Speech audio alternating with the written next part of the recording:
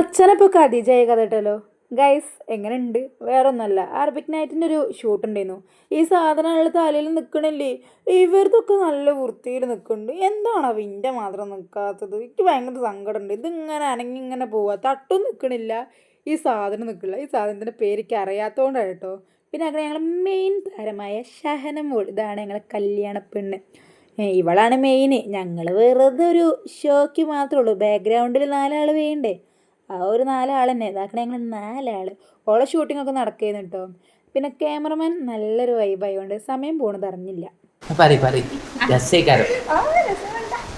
നമ്മളെ ഫോട്ടോഗ്രാഫർ കേരള അറിയപ്പെടാൻ പോണേ അല്ല ഇന്ത്യ പിന്നെ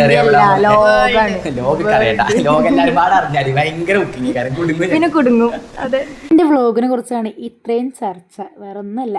അത് കഴിഞ്ഞ് ഞങ്ങൾ ചായയല്ല, ഞങ്ങൾ സോഡ കുടിച്ച് വെള്ളം കുടിച്ച് കഴിഞ്ഞ് ഞങ്ങൾ നേരെ എല്ലാവരും പിരിஞ்ச് പോയാച്ച്. Bye bye.